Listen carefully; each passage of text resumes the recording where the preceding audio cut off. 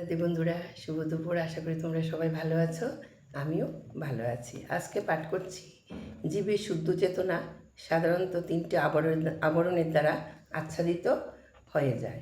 অগ্নি যেমন ধূমের দ্বারা আচ্ছাদিত থাকে, দর্পণ যেমন দুলুর দ্বারা আচ্ছাদিত থাকে এবং গর্ভ যেমন জরায়ুর দ্বারা আচ্ছাদিত থাকে। জীবের শুদ্ধ চেতনাও তেমন কর্মের আবরণে আচ্ছাদিত থাকে।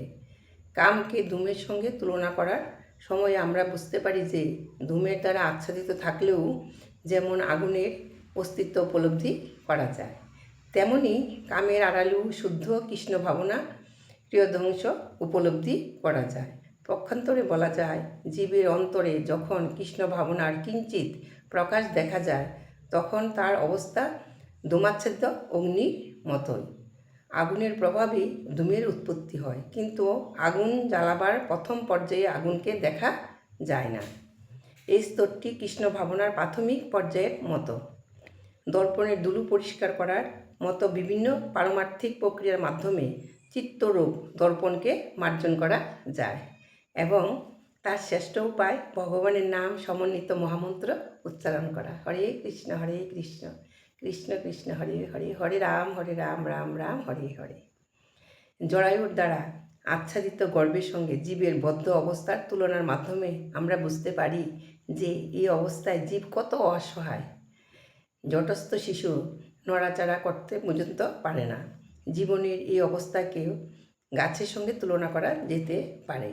গাছেরাও জীব, কিন্তু প্রবল কামের বশবর্তী হওয়ার ফলে তারা এমন অবস্থায় পতিত হয়েছে যে তাদের চেতনা প্রায় সম্পূর্ণভাবে লুপ্ত হয়ে গেছে।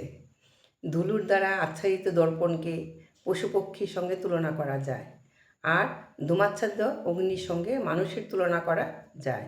মনুষ্য জীবনের জীব তার সুপ্ত কৃষ্ণ চেতনাকে আংশিকভাবে জাগিয়ে তুলতে পারে এবং সে যদি আরও উন্নতি সাধন করে তাহলে তার মনুষ্য জীবন পারমার্থিক জীবনের অগ্নির দ্বারা উদ্ভাসিত হতে পারে। রাধে রাধে।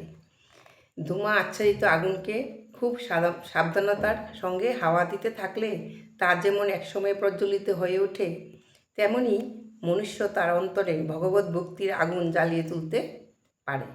এইভাবে মনুষ্য জন্ম জীবের জন্য জড় জগতের বন্ধন থেকে মুক্ত হওয়ার একটি পরম সুযোগ। মনুষ্য জন্ম লাভ করার ফলে জীব তার শত্রু কাম প্রবৃত্তিকে জয় করতে পারে, আর তা সম্ভব হয় যথার্থ তত্ত্বাবধানে কৃষ্ণ ভাবনার অনুশীলন করার মাধ্যমে। রাধে রাধে বন্ধুরা, তোমাদের পাঠ কেমন লেগেছে কমেন্ট করে জানাবে। এই বলে বন্ধুরা আজকে এখানে শেষ করছি। তোমরা সবাই ভালো থেকো, সুস্থ থেকো। কালকে আবার দেখা হবে। রাধে রাধে।